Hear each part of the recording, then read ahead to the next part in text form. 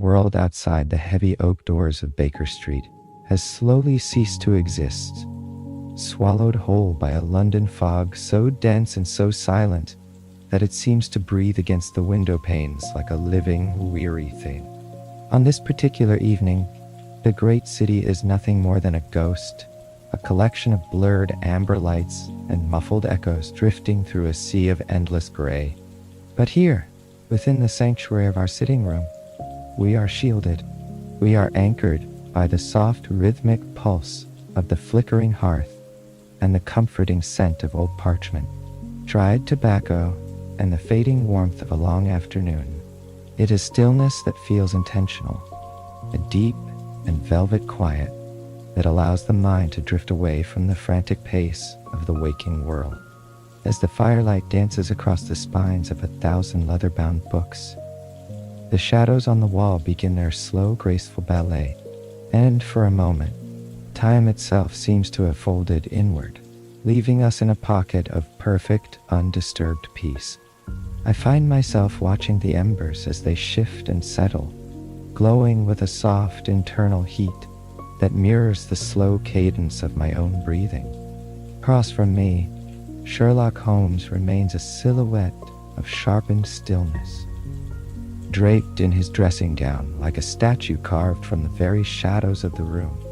His eyes are mere slits, capturing the occasional orange spark from the fire, while his long, thin fingers are joined with surgical precision beneath his chin.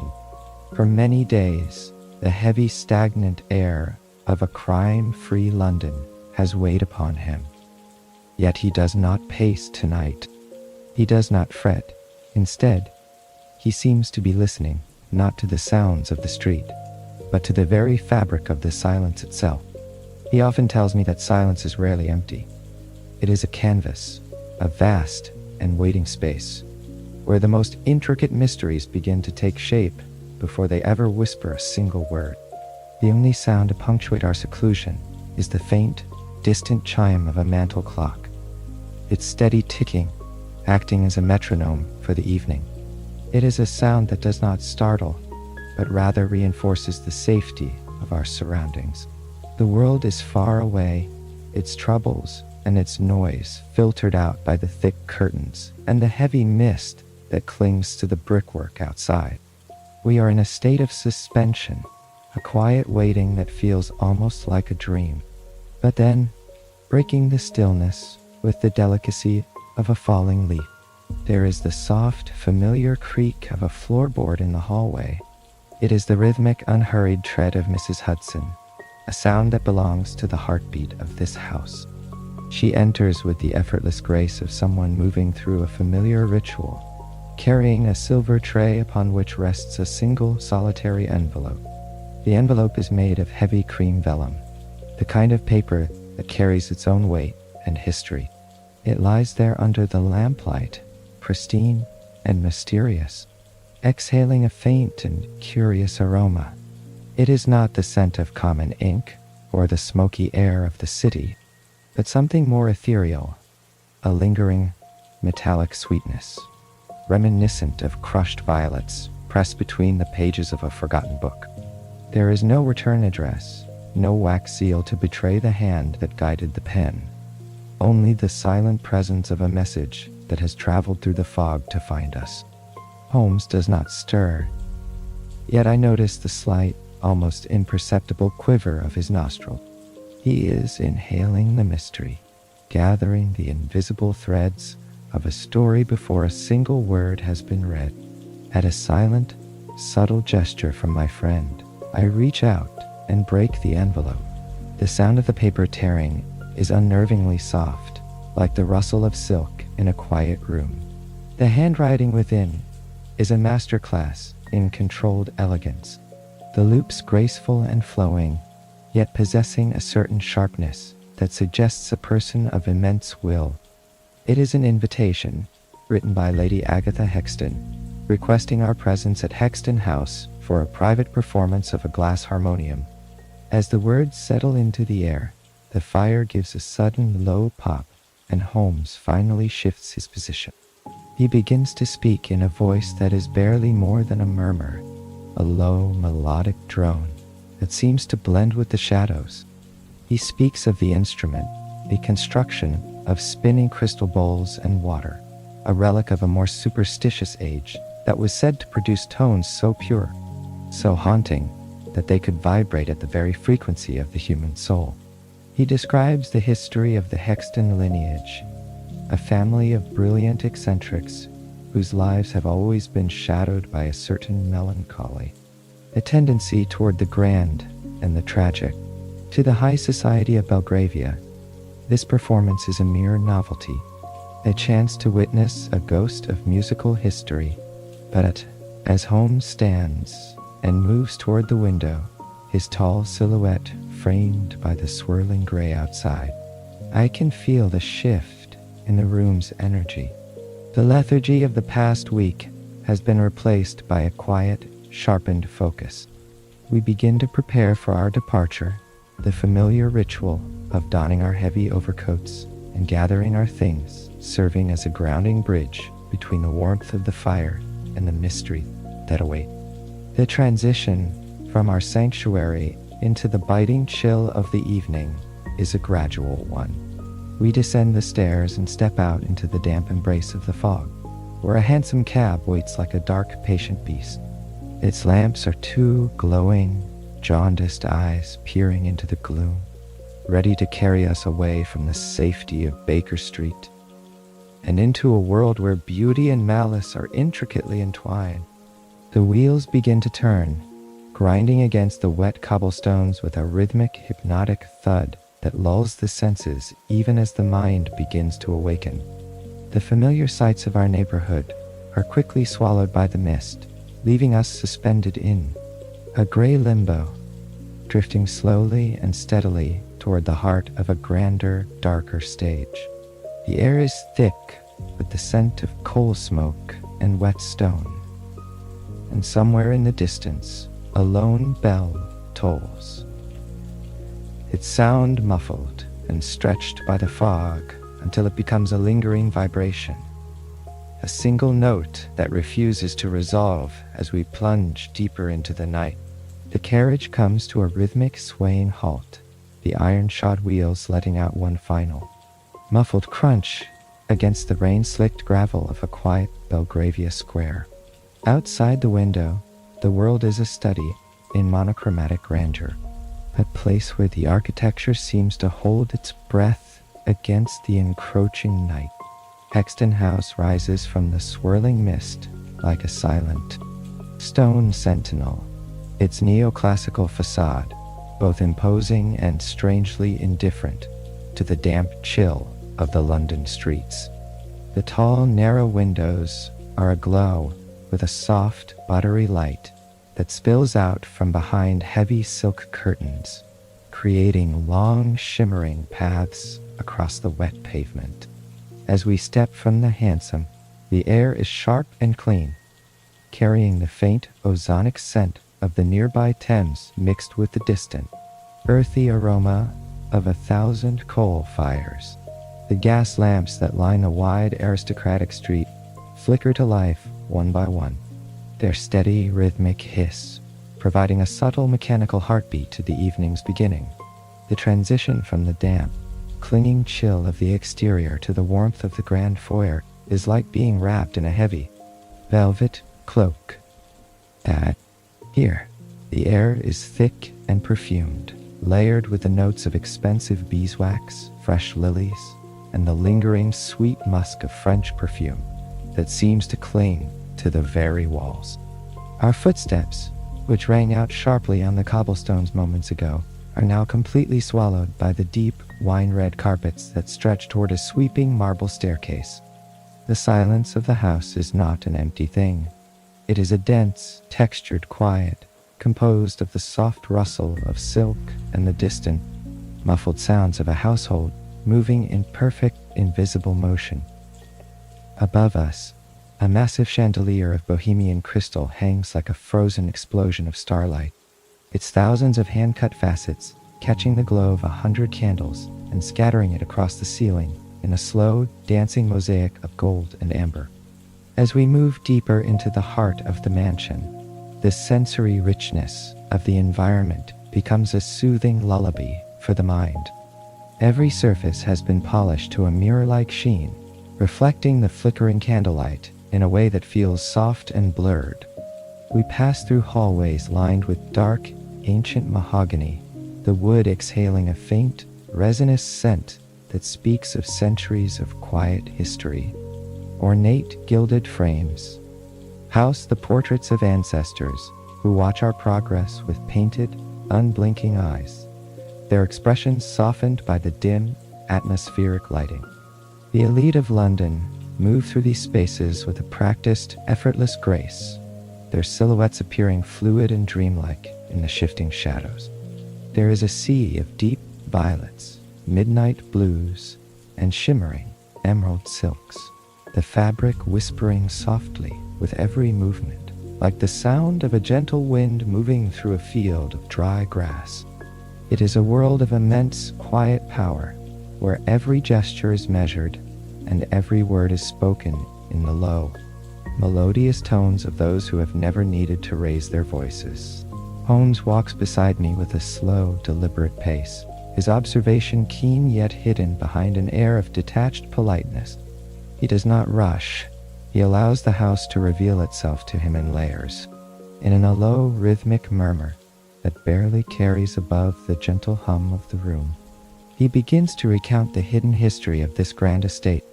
His voice is steady and calming, yet the story he tells is one of dark, unresolved echoes. He speaks of the late Lord Hexton, a man of vigorous health who, years ago, suffered a sudden and violent seizure in this very wing of the house. The official records spoke of a failing heart, but as we pass beneath a heavy stone archway, Holmes's voice carries a darker, more somber cadence.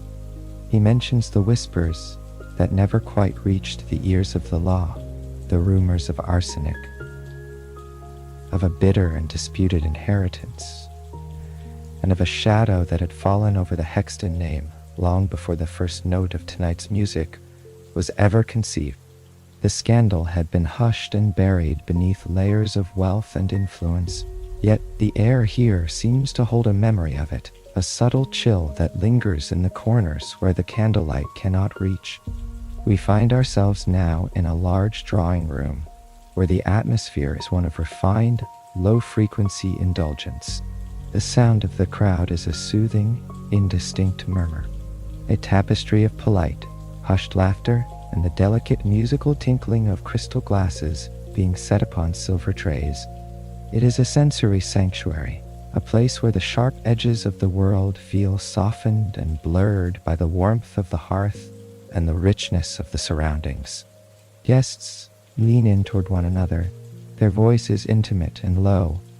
There is no urgency here, no sudden movements or loud exclamations. Only a slow, drifting ease that invites the body to settle and the mind to let go of its burdens.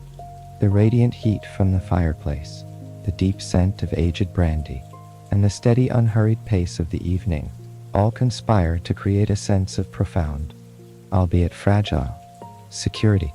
Yet, as the hour approaches for the performance, a subtle and significant shift begins to occur. A pair of heavy, velvet-draped doors at the far end of the room are drawn back by two silent attendants, revealing the entrance to the music room. Unlike the golden warmth of the drawing room, we are leaving behind the air that flows out from this new space is strangely chilled, carrying a crisp, dry edge that feels like the breath of winter. The walls here are lined from floor to ceiling with deep forest green velvet, specifically designed to absorb all stray sound and create an acoustic environment that is unnervingly pure and focused. The lighting is dimmed further, reduced to a series of low, flickering points that cast long, dramatic shadows against the dark fabric. As we cross the threshold, the transition is physical and immediate, a sudden drop in temperature that clears the head and heightens the senses. The plush, red carpets give way to a floor of dark, polished ebony that feels as smooth and cold as ice beneath our feet. The hum of the social parlor fades instantly, replaced by a vacuum of silence that feels heavy, expectant, and ancient. In the center of the room, illuminated by a single steady beam of moonlight white light, sits the glass harmonium. Its crystal bowls gleam with a pale, ghostly luminescence, waiting for the touch that will bring them to life. We move toward our seats with hushed reverence. The transition from the social world to the spectral realm now complete. The heavy doors behind us glide shut with a soft, final thud, leaving us isolated in a quiet darkness where the only thing that exists is the sound that is about to be born from the silence. The air within the music room is not merely cold, it is expectant, a vacuum of sound that seems to press against the ears with a soft, persistent weight, as if the room itself is holding its breath. In the very heart of this velvet-lined silence, bathed in a single, focused beam of moonlight white light, sits the singular object of our journey. It is the glass harmonium, and at first glance, it appears less like a musical instrument and more like a celestial machine fallen from a distant, frozen star. A series of graduated crystal bowls, ranging from the size of a deep, ancient chalice to a delicate wine glass, are arranged horizontally along a central iron spindle that gleams with a dull, industrial strength. They glisten with an ethereal, watery light, their edges polished to such a high degree of perfection that they seem to disappear and reappear as they catch the dim glow of the room.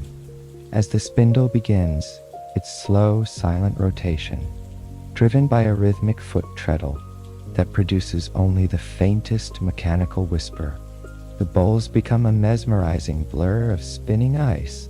They throw long, shimmering ripples of light across the dark ebony floor, mimicking the movement of moonlight upon a disturbed pond.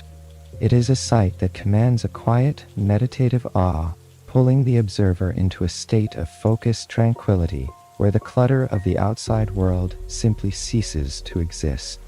Sherlock Holmes stands at the very edge of the light, his silhouette tall and unmoving, a shadow among shadows. He does not speak, for words would be a sacrilege in such a space.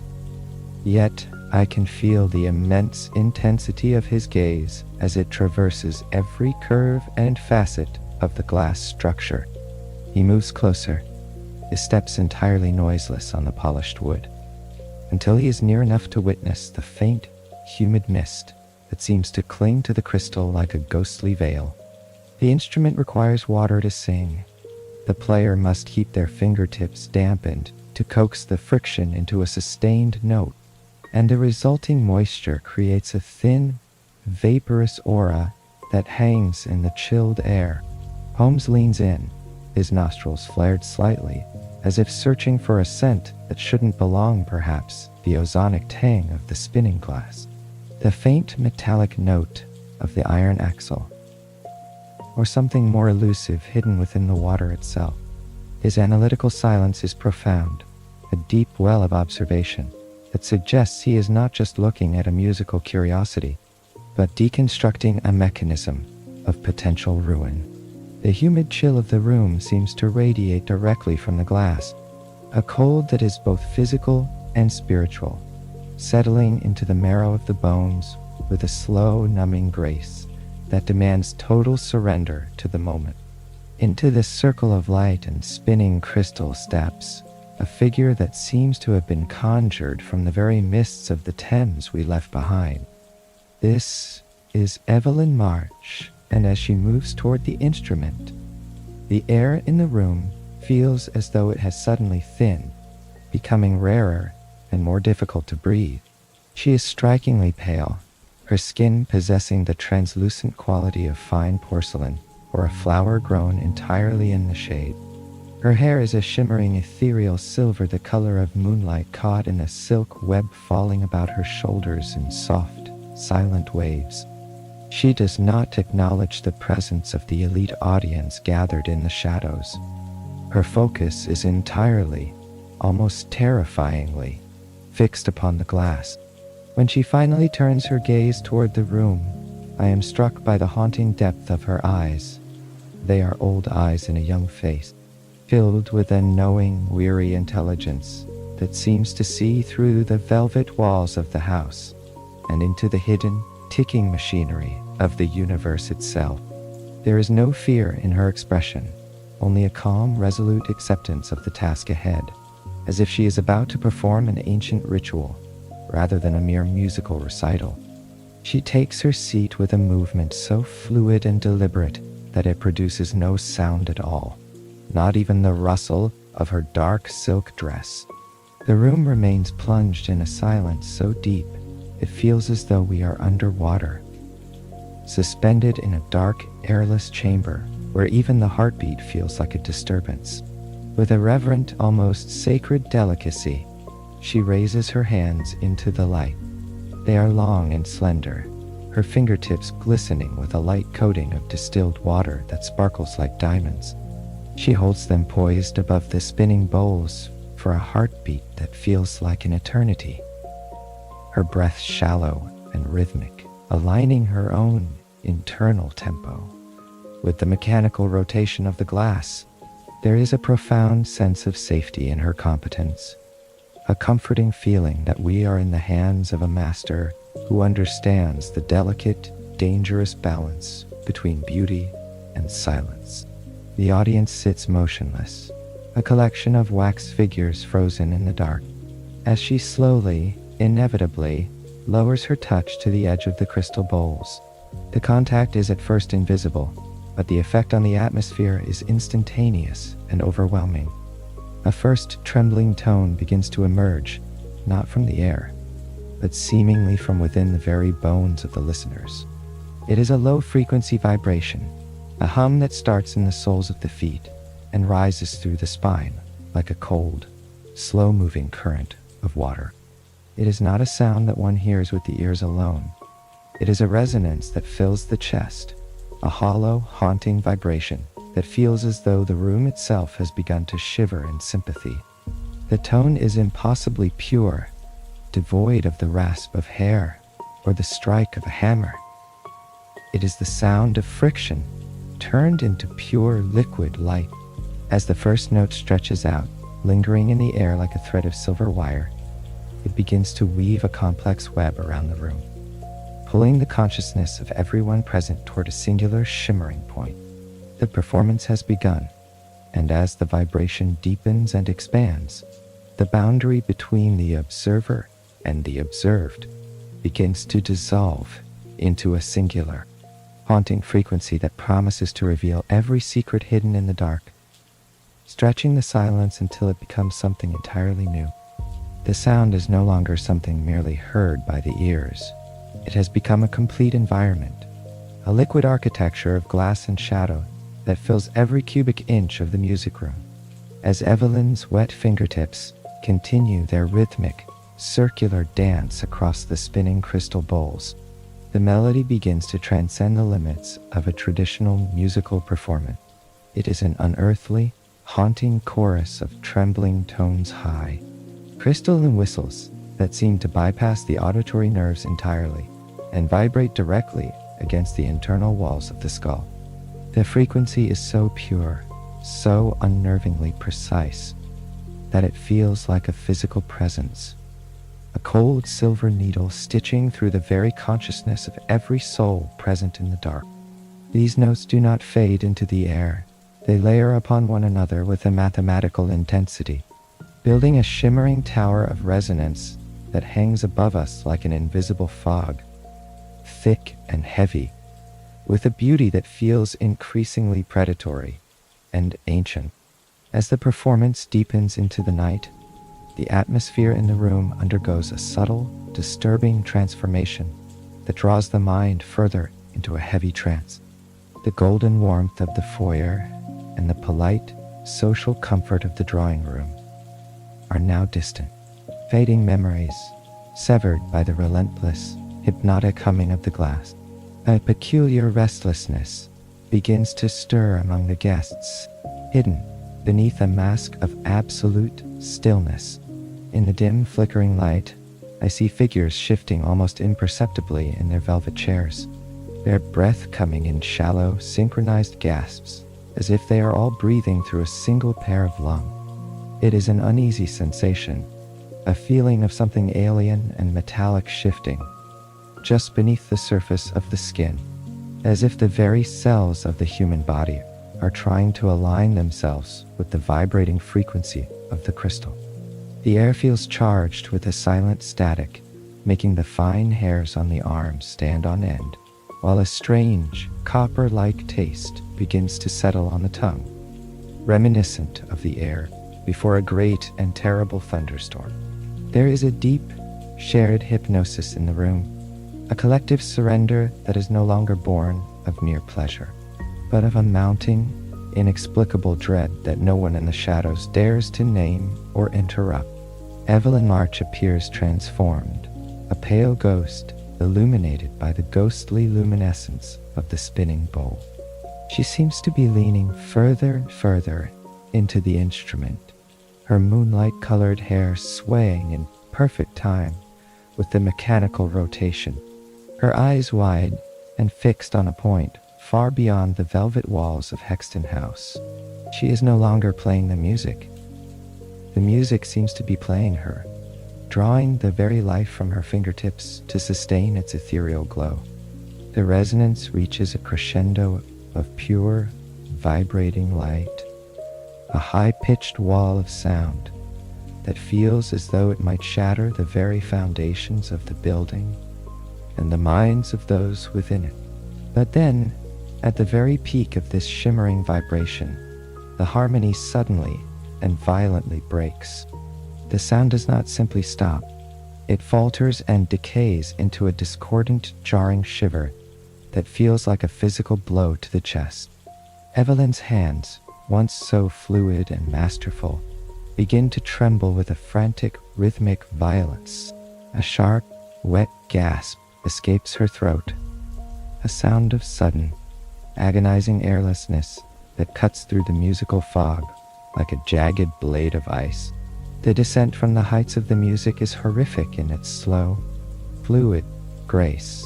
Evelyn sways for a single frozen heartbeat, suspended between life and the void, before collapsing forward with a terrible inevitability. Her chest strikes the edge of the rotating spindle with a dull, sickening thud that echoes through the silent room. The crystal bowls continue to spin for a few mechanical, agonizing seconds, letting out a dying rhythmic moan against her still, wet fingers before the friction finally brings the machine to a halt.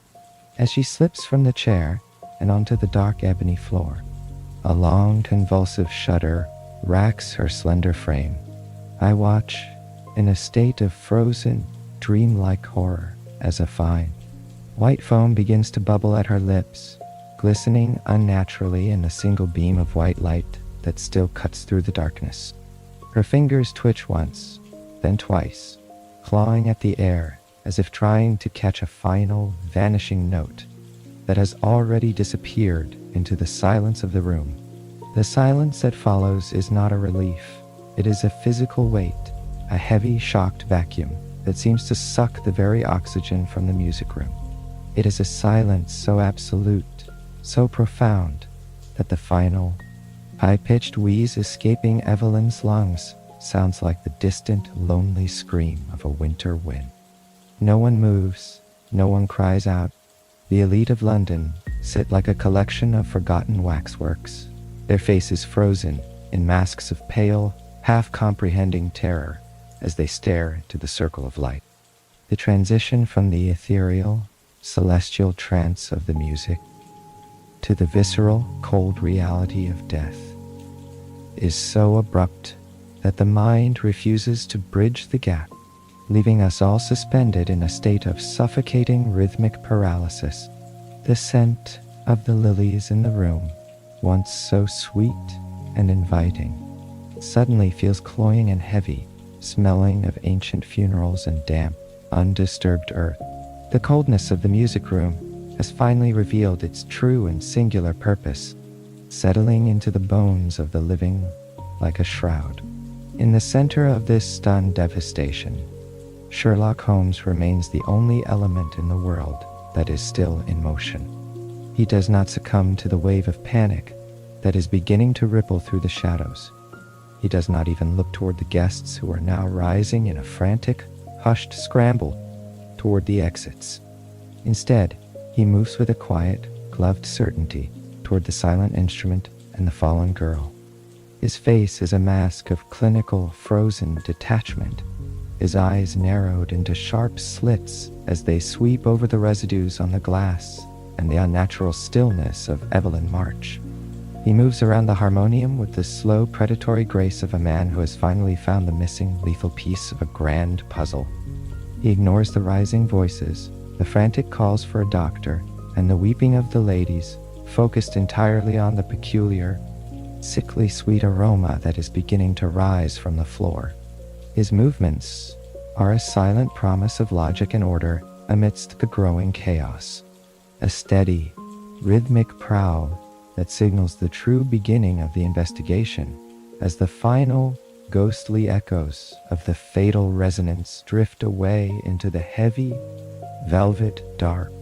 The frantic, jagged energy of the Belgravia elite has finally ebbed away, leaving behind a heavy clinical silence that feels both cold and honest in its clarity.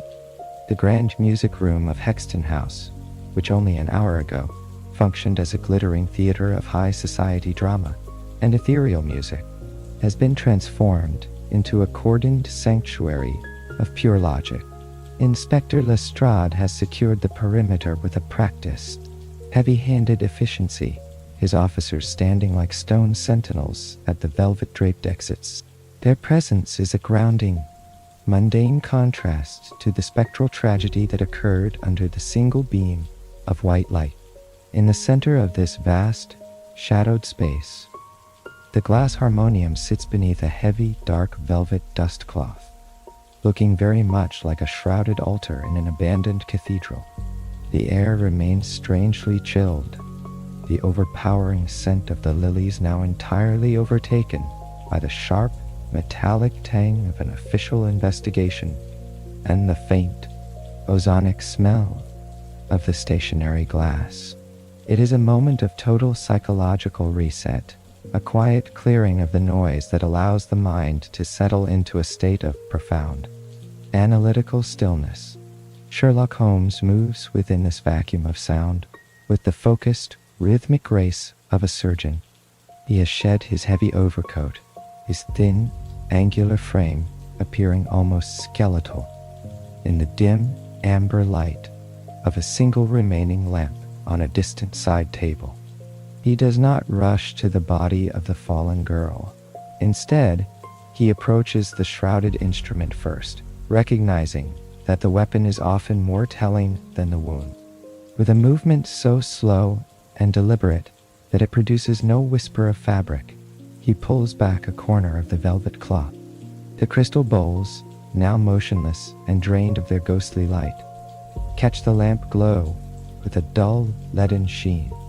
Holmes produces his magnifying glass, leaning so close to the glass rim that his breath creates a faint, vanishing fog on the polished surface. He is searching for the invisible, his eyes scanning the infinitesimal landscape of the crystal. After a long, breathless minute of absolute quiet, he finds what he is seeking, a crystalline smudge, no larger than a grain of salt, clinging to the inner curve of the largest bowl. It is a minute residue, invisible to the naked eye, yet under his lens, it glimmers with a faint, oily iridescence that suggests a chemical complexity far beyond simple dust or water. He stands back, his eyes narrowed into sharp slits as he begins to weave a theory from the thin, cold air of the room.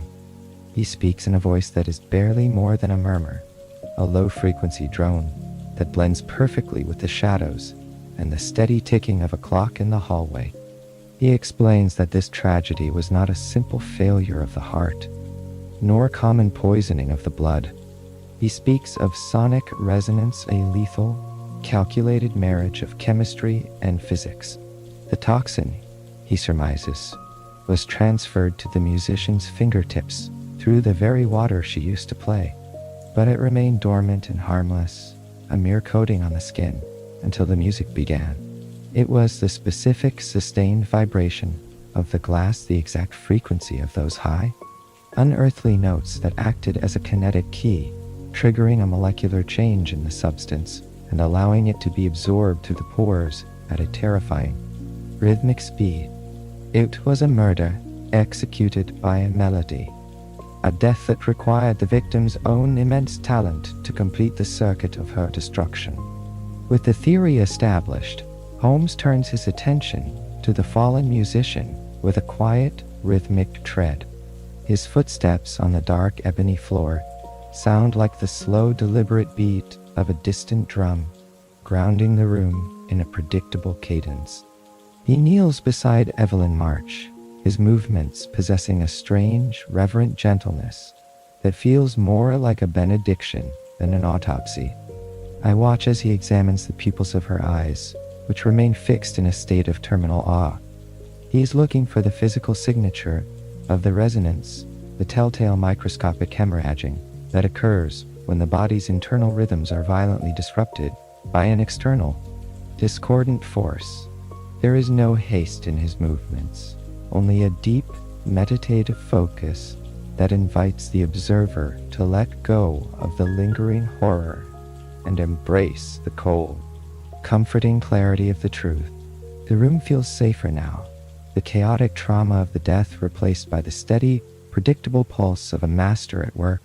As he rises, his gaze falls upon the music stand, where the sheet music still rests, its corners curled by the humid air of the performance. He picks it up with a gloved hand, holding it close to the light of the lamp. A flicker of genuine interest crosses his features, a rare, subtle crack in his mask of professional detachment. He points to a small, intricate watermark hidden in the corner of the heavy parchment, visible only when tilted at a specific angle. It is the seal of a secretive, reclusive genius in Vienna, a man known for composing works that were rumored to be mathematically perfect and physically dangerous to the uninitiated. This was no common score distributed to the salons of London. It was an original manuscript, a piece of music never intended for the public ear, carrying secrets that stretch far beyond the borders of England.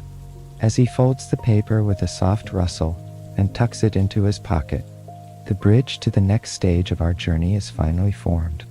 We are no longer just in a music room in Belgravia. We are at the beginning of a trail that leads into the dark, silent heart of a much older and more calculated conspiracy. The heavy doors of Hexton House seem to groan as we prepare to leave, the silence of the room now carrying a new purposeful weight that follows us out into the waiting, mist-covered night. The journey from the cold, velvet silence of Belgravia to the narrow, winding streets of Kensington is a transition through layers of shadow and memory, a slow drift from the world of high society into the forgotten corners of artistic obsession. The fog in this part of London feels older, heavier, clinging to the wrought iron railings and the soot-stained brickwork with a damp, rhythmic persistence that seems to muffle the very passage of time. We eventually find ourselves standing before a modest, weathered door that looks as though it has been carved from the silence itself, shrinking away from the street's dim, amber gaslight. As we cross the threshold into the private suite of Julian Crowthorne, the atmosphere shifts instantly. We move from the sharp, clinical air of a crime scene into a space that is thick, stagnant, and heavily saturated with the scent of a life lived entirely within the mind. The air here carries the deep, earthy, pungent aroma of fresh ink stains, decaying parchment, and the dry, sweet dust of 1,000 musical scores piled and disorganized, towering monuments to unfinished symphonies.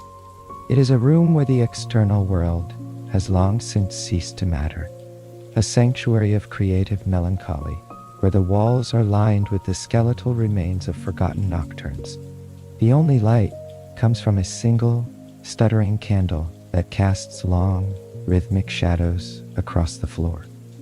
making the very architecture of the room seem to pulse with a low, weary heartbeat.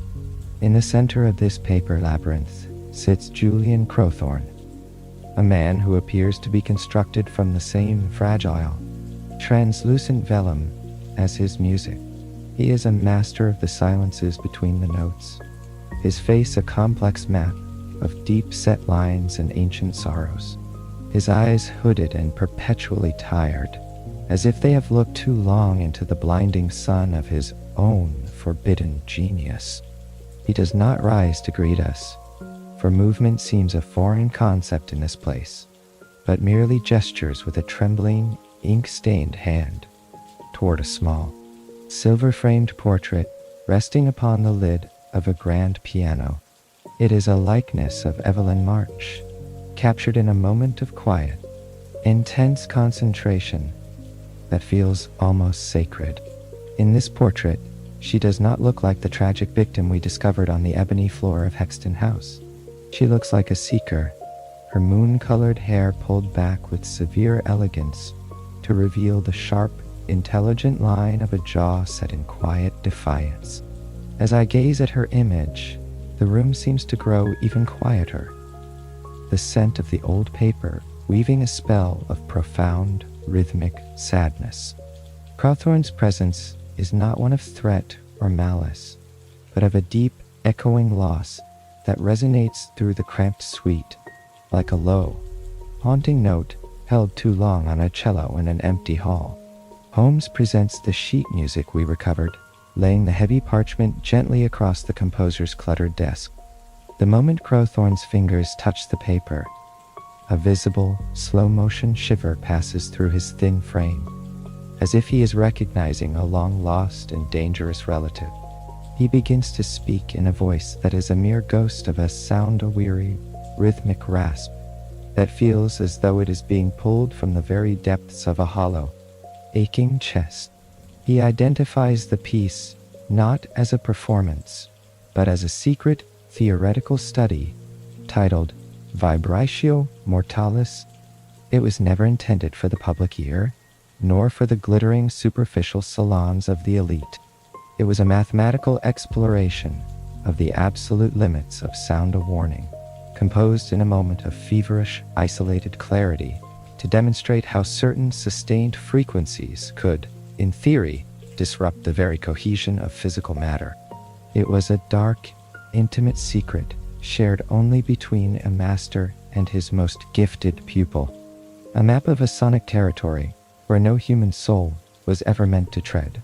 As Crowthorne continues to speak, his words take on a hypnotic, looping quality that invites the listener to drift away into the past along with him. He describes Evelyn not merely as a student, but as a permanent inhabitant of the edge of things. She was possessed by a relentless, quiet obsession with the hidden tones that exist in the gaps between the notes, the frequencies that most human ears are too dull or too distracted to perceive. He recounts evening after evening where she would sit by the glass harmonium in the dim light of his studio, her dampened fingers moving in endless rhythmic circles, searching for the exact vibration that would bridge the gap between the material world and the ethereal. She was looking for a truth that could only be found in the friction of glass, convinced that if she could find the perfect, pure resonance, the lies and the suffocating shadows of her life at Hexton House would simply dissolve into the air. There is a profound, soothing sorrow in his description, a sense of a brilliant, fragile light that burned too bright and too fast, seeking a purity that this world was never designed to provide. Holmes, however, is not looking for the haunting poetry of the soul. He is looking for the cold, hard mechanics of a crime. Under the glow of a small lamp, he begins to compare the score from the crime scene with Crowthorne's original, pristine manuscript. The silence in the room deepens as he works, the only sound being the rhythmic, comforting scratch of his pencil against his notebook. After what feels like an eternity of quiet observation, he points to a series of subtle, almost invisible modifications hidden within the coda of the piece small, hand-drawn marks that look like mere decorative flourishes to the untrained eye, but are in fact a modified and lethal coda.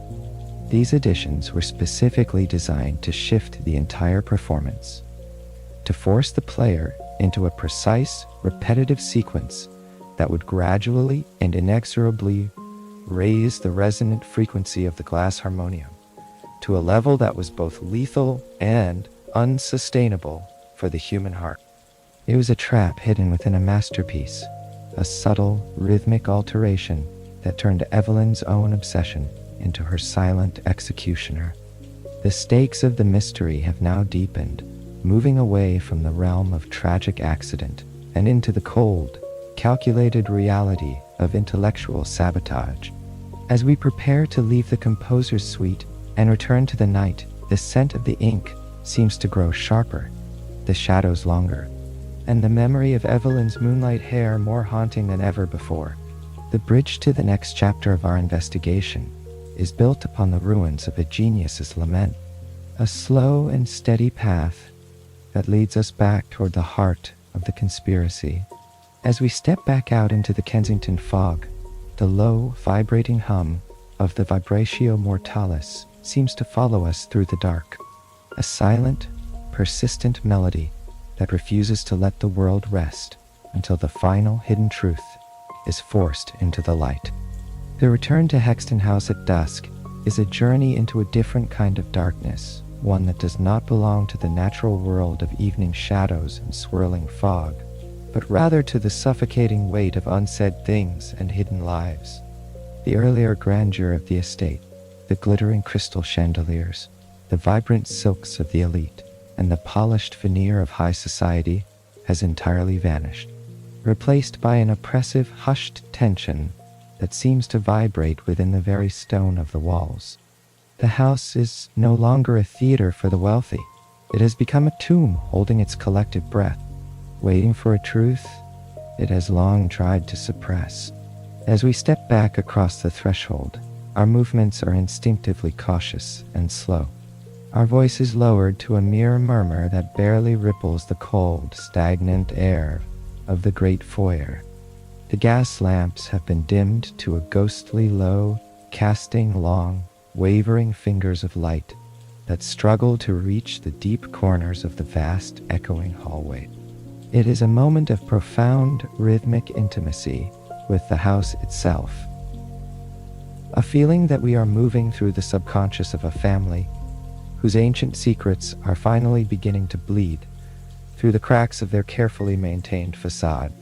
In the narrow, dimly lit service corridors, far away from the watchful, painted eyes of the ancestral portraits, we find ourselves in the quiet company of Ada Di. She is a maid whose youth has been prematurely overshadowed by a pale, trembling fear that seems to have settled into her very bones. She meets us in the deepening shadows, her hands twisted tightly in the fabric of her white apron, her breath coming in short, rhythmic hitches that speak of a prolonged state of nervous exhaustion and silent observation. She speaks in a voice that is a thin, fragile thread, a whisper that carries the heavy weight of 1,000 sleepless nights and overheard conversations. Ada tells us of the hollow hours between midnight and the first light of dawn, when the rest of the house is supposed to be at rest. Yet the music room becomes a source of a haunting, unholy activity that defies logic. She describes the glass harmonium, seemingly testing itself in the dark, the crystal bowls spinning with a soft, mechanical hiss that echoed through the empty floorboards. She tells us of strange, discordant notes that were never written in any earthly score, drifting up through the vents like the cries of a trapped animal. It was not a performance, she insists with a shudder, but a communication, a rhythmic tapping and humming that felt as though the instrument were searching for a way to speak the truth about the tragedies it had been forced to witness. Her testimony is a slow, rhythmic unspooling of dread, layering the mystery with the visceral, honest terror of those who live in the margins of the great estate. We listen in a heavy silence, the only sound the distant ticking of a clock and the steady, calming pulse of Holmes's presence beside me. Leaving the trembling maid to her shadows, we ascend the narrow back staircase toward the private chambers of the late Evelyn March. The air in this part of the house is thin and carries the faint, lingering scent of lavender and dried rose petals, a tragic and delicate contrast to the metallic, clinical chill of the music room below. Holmes moves with a quiet, predatory focus, his hands encased in thin silk gloves as he begins to traverse the small, meticulously kept room. He does not disturb the surface of things with a heavy hand. Instead, he looks for the hidden, the tucked away, and the discarded remnants of a life lived in fear. In a narrow gap between the dark wood wainscoting and the floorboards, beneath a loose corner of a frayed rug, his fingers find what the official searchers had missed in their haste. He pulls out a hidden sheet of music, but it is unlike any composition I have ever seen. It is a ciphered score, the musical notes replaced by a series of esoteric triangles and shifting geometric symbols, drawn with a hand that was clearly shaking with an immense, quiet desperation. Tucked deep inside the folds of the music is a half-burned letter. The edge is blackened by a frantic fire, but the ink still remains legible in the flickering golden light of our candle. The letter is a confession of profound terror, written in the small hours of a final night. In it, Evelyn writes of her growing fear not of the music itself, but of the absolute silence that Lady Hexton had imposed upon every corner of the house. She speaks of the late Lord Hexton, describing his final days not as an illness of the body, but as a systematic and calculated silencing, a slow, rhythmic erasure of a man who had become an inconvenience to his wife's cold and iron ambitions. Evelyn had heard the hidden melody of his death, the same resonant frequency that was now being meticulously prepared for her. She knew that the glass harmonium was far more than a musical instrument. It was a weapon of domestic execution, a way to kill without ever leaving a trace of blood or a scent of poison in the air. The reveal is a cold, sharp realization that settles deep in the gut, transforming the tragedy into a masterpiece of cold-blooded, long-term calculation that has spanned years of silence. Holmes sits at Evelyn's small wooden writing desk, the only light in the room being the soft, rhythmic glow of his dark lantern. He begins to decode the symbols, his pencil moving across his notebook with a soft, comforting rustle of paper that serves as a rhythmic auditory lullaby in the quiet room. There is something profoundly soothing in his methodical approach, a steady, predictable pulse of logic that slowly and inevitably unravels the chaotic tangle of Evelyn's documented fear. He points out the way the esoteric triangles correspond exactly to the modified notes we saw in the composer's manuscript, revealing a hidden message of guilt and lethal timing. The rustle of the parchment, the steady scratching of the lead against the page, and the low melodic hum of Holmes's breath as he calculates the variables create a sensory loop that invites the mind to let go of the horror and focus on the beautiful, unfolding pattern of the truth. As the final symbol is decoded and the pencil finally comes to a rest, the full and terrible picture emerges from the shadows of the paper. The message is a direct, undeniable link between the tragedies of the past and the murder of the present, a rhythmic bridge of evidence that proves Lady Hexton did not just watch her husband die from afar. She orchestrated the very vibrations that stopped his heart within his chest. The concept of the lethal resonance was her invention, a dark legacy passed down through the guise of artistic patronage to ensure that no one who knew the truth of the Hexton inheritance would ever be allowed to speak it to the world. The decoded message is the final, undeniable proof we needed.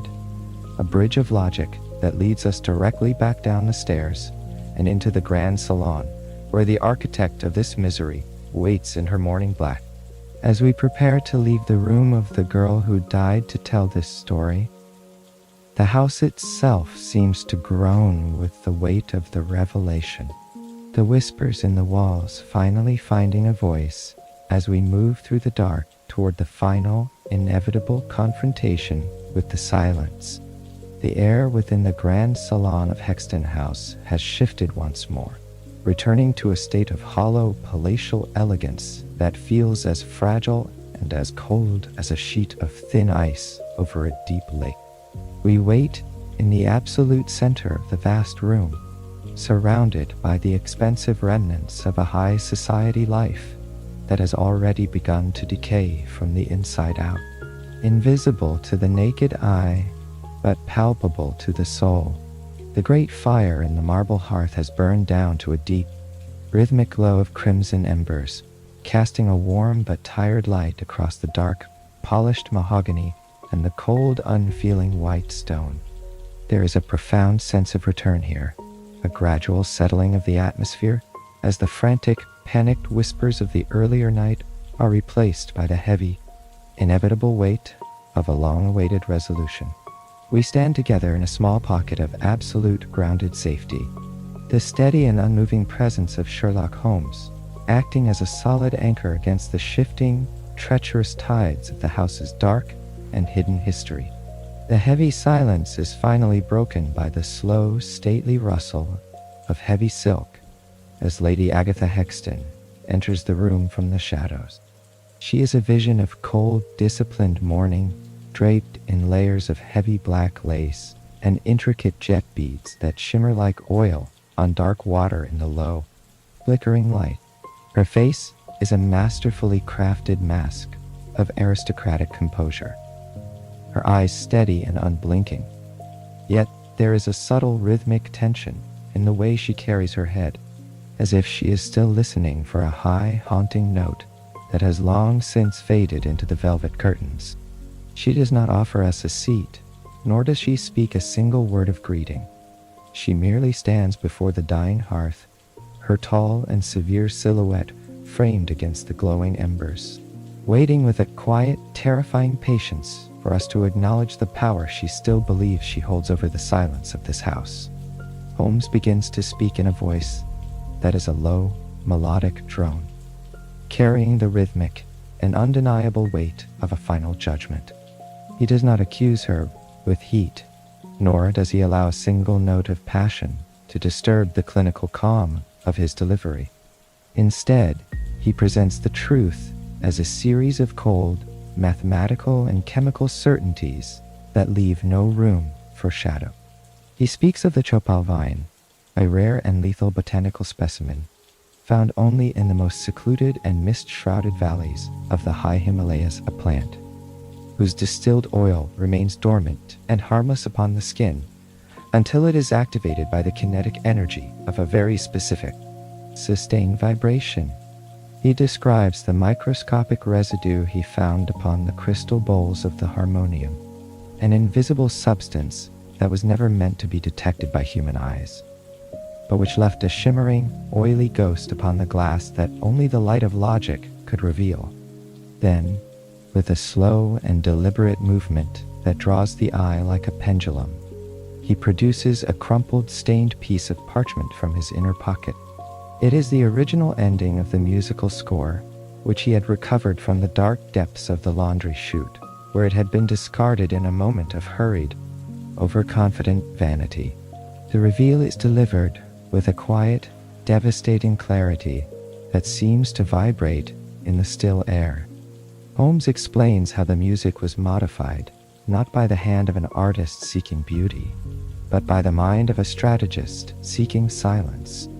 The original composition was a peaceful elegy of rest, but the version Evelyn was forced to play was a lethal mechanism of execution, specifically redesigned to ensure that the resonant frequency of the spinning glass would stop a human heart with the cold precision of a clockwork trigger. as Holmes lays the physical evidence upon the low table between them. The rhythmic ticking of the long case clock in the hall seems to grow louder and more insistent, marking the final seconds of the Hexton deception.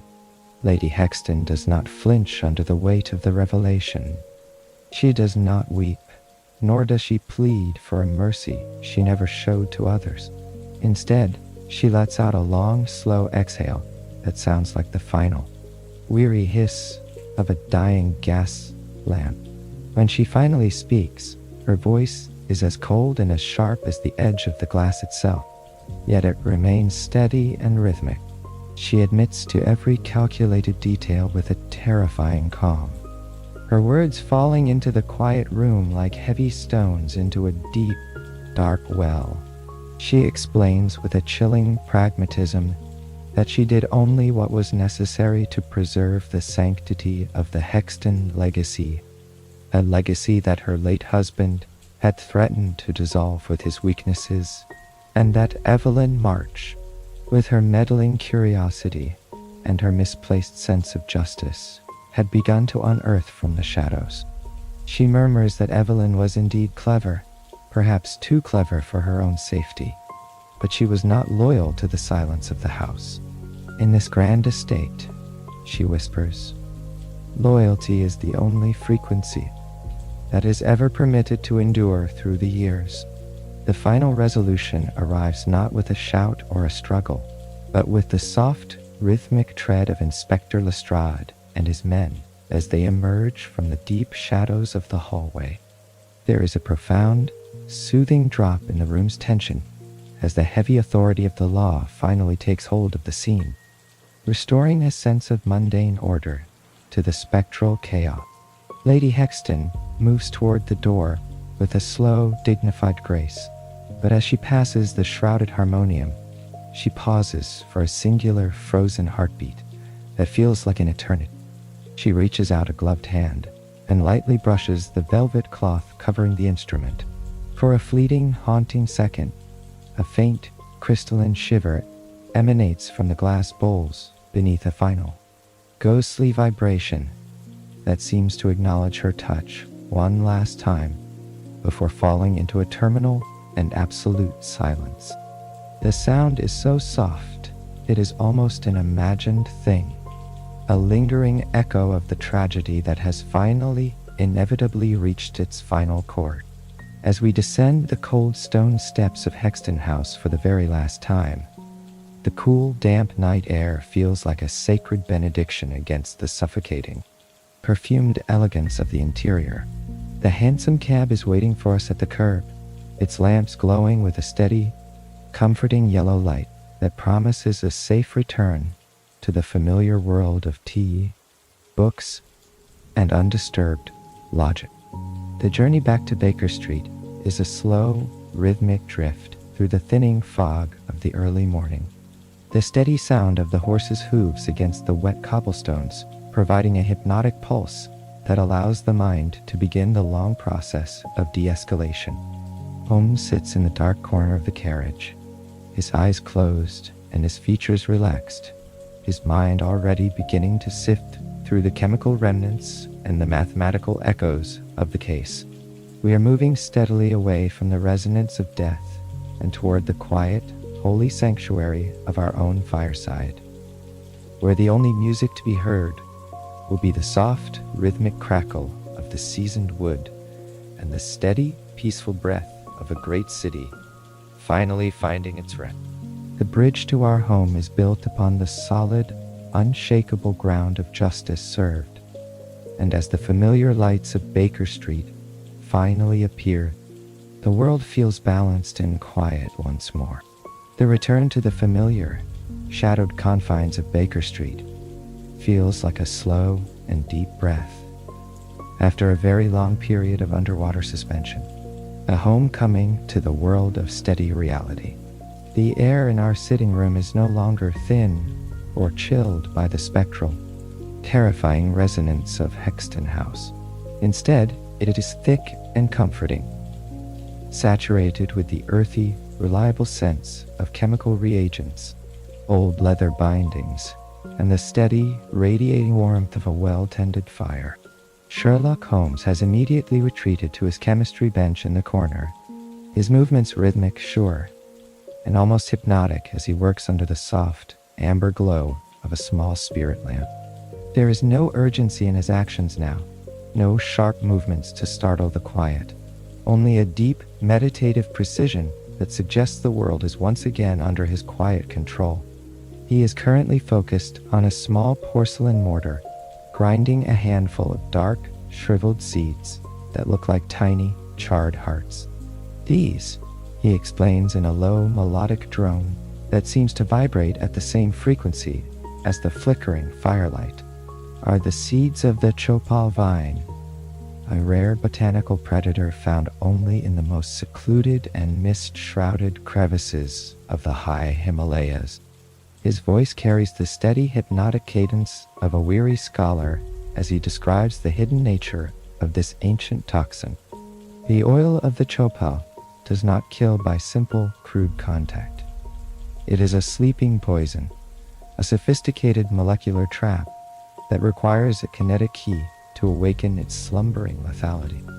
It remains dormant upon the surface of the skin, invisible, scentless, and harmless, until it is subjected to a very specific and sustained vibration, a frequency that matches the exact crystalline pulse of the glass harmonium. It is a tragedy of overlapping intentions, a dark and silent intersection of two desperate souls moving in the dark. Evelyn March, he realizes now, had not been a passive victim caught in a web. She had secretly altered the musical score of the Vibratio Mortalis, adding her own coded notes to the composition not to cause harm, but to finally force the hidden truth into the light. She had discovered the hidden frequency that had been used to silence Lord Hexton years prior, and had intended for the music to act as a sonic confession, a vibration so pure that Lady Hexton could no longer hide behind her veneer of mourning. She was tragically unaware, however, that the very instrument she had chosen as her final witness had already been meticulously prepared as her own silent executioner. The deeper and darker motive of Lady Hexton begins to emerge from the chemical shadows of the bench, revealed not through a shout, but through the slow, rhythmic dripping of a glass beaker. She did not kill Evelyn merely to hide the cold secrets of the past. She killed her to prevent the emergence of a future she could not control. Evelyn had intended to leave the suffocating walls of Hexton House forever, to take her immense talent and her dangerous knowledge of the family's dark inheritance far beyond the reach of Lady Hexton's iron influence. To a woman who valued absolute control above all other things, an exit was a betrayal that simply could not be permitted to exist. She used the same haunting music that had silenced her husband to ensure that Evelyn's voice would never be heard outside those velvet-draped rooms. It was a cold, circular, and rhythmic logic, a repetition of a lethal theme that had haunted the Hexton lineage for generations like a recurring nightmare. As Holmes speaks, the steady rhythm of his controlled breathing and the soft, repetitive clink of his glass-stirring rod create a sensory anchor, drawing the mind slowly away from the horror and toward a somber, quiet reflection on the nature of human obsession. The room eventually settles into a state of profound and absolute peace as the late-night London rain begins to whisper against the window panes with a soft, persistent, and rhythmic patter. Holmes has abandoned his chemistry bench and now sits in his familiar armchair, the long, thin line of his pipe glowing intermittently in the deepening shadows of the room. Each draw and each exhale is a slow, deliberate movement, the blue smoke curling toward the ceiling in lazy, hypnotic spirals that seem to mimic the drifting fog outside. The sound of the rain is a liquid lullaby, a steady and unhurried pulse that seems to wash away the metallic, clinical residue of the case leaving behind only the clean, empty, and safe silence of the morning to come. There is no more data to be gathered, no more puzzles to be solved, and no more danger to be faced. The world has been made orderly once more, and the heavy weight of the investigation is slowly and effortlessly replaced by the comfortable, warm mantle of a deep and dreamless sleep. I find myself drifting in the comfort of the armchair opposite him, the physical boundaries of the room beginning to blur and soften into a gray, peaceful limbo. My mind wanders back to the image of the music room, but the memory is no longer sharp or frightening. I dream of a single, pure, and sustained glass note, a sound so thin, so clear, and so beautiful that it seems to stretch out across the rooftops of London, extending into an infinite and velvet silence. It is a note that carries no malice and no fear, only the peaceful resonance of a truth that has finally, at long last, been told. The vibration is no longer a threat to the heart. It is a gentle, rhythmic pulse that guides the consciousness toward the edge of a deep and dark sea of rest. As the last embers in the hearth give a final, soft, and comforting pop, the world of Baker Street fades away, leaving only the steady, rhythmic breath of a house and a city at rest. Days have passed since the final haunting echoes of the Hexton mystery drifted away into the fog, and a new quiet rhythm has firmly established itself within our shared lodgings. This morning, a small and unassuming package arrived at our door from the distant streets of Kensington, sent by the weary and grateful hand of Julian Crowthorne. Inside, protected by many layers of soft tissue paper, is a delicate charcoal sketch of Evelyn March and the handwritten manuscript of an unfinished elegy she had been composing in secret during her final weeks. There are no notes of terror found within these pages, no hidden ciphers, and no lethal frequencies to be feared. There is only the raw, beautiful, and peaceful melody of a soul searching for a home it never truly found. As I hold the heavy parchment, the scent of old ink and Kensington dust rises slowly from the pages, a soft and final reminder of a story that has reached its inevitable and quiet conclusion. It is a gift of pure closure, a final piece of evidence that belongs not to the cold halls of the law, but to the warm and silent archive of the heart. I find myself reflecting deeply on Holmes's quiet words from that final, decisive night, his observation that there is a secret melody that plays within every lie, a subtle and hidden tension that can only be perceived by those who have learned to truly listen to the depths of the silent. Most of the world moves through their lives entirely deaf to these discordant notes, distracted as they are by the constant shallow noise of the surface. But for a few rare souls, the truth possesses a frequency all its own. Evelyn March heard that tension, and in her own tragic and brilliant way, she found the immense courage to answer it with a purity that the world was not yet ready to sustain. There is a profound philosophical and soothing weight to this realization, a sense that even in the darkest and most calculated of conspiracies, there exists a fundamental rhythm of justice that eventually and inevitably finds its way back to the light. The case of the Glass Harmonium was never just about a murder. It was about the restoration of a lost and broken harmony. There is a final lingering suggestion in the air tonight that some mysteries, like certain ancient and incredibly fragile instruments, are perhaps meant to remain forever buried in the quiet dust of history. Not every note in the universe needs to be struck. Not every deep silence needs to be broken by the curiosity of man. Some truths are so sharp, so ancient, and so potent that they are best left in the long shadows of the past, protected by the heavy velvet curtains of time.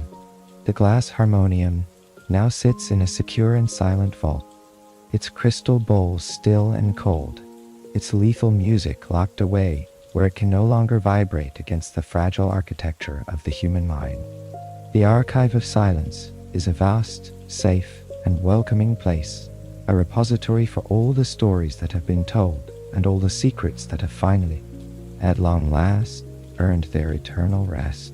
It is a deeply comforting thought, a final reveal that allows the subconscious to release its final hold on the details of the day and embrace the vast, empty, and beautiful peace of the unknown. The truth has been forced into sound, and the case of the Glass Harmonium is finally and absolutely at rest. The great city of London sleeps deeply beneath its thick blanket of amber fog, its millions of hearts beating in a slow, synchronized, and healthy rhythm that matches the steady, rhythmic ticking of our own mantle clock. There are no more shadows moving in the cold halls of Hexton House, no more desperate whispers in the walls, and no more haunting, crystalline whistles drifting through the Kensington night. The world is quiet, the world is balanced, the investigation is complete, and the record is officially closed, leaving behind only the soft, fading echoes of a memory that no longer has any power to disturb the profound peace of the present moment.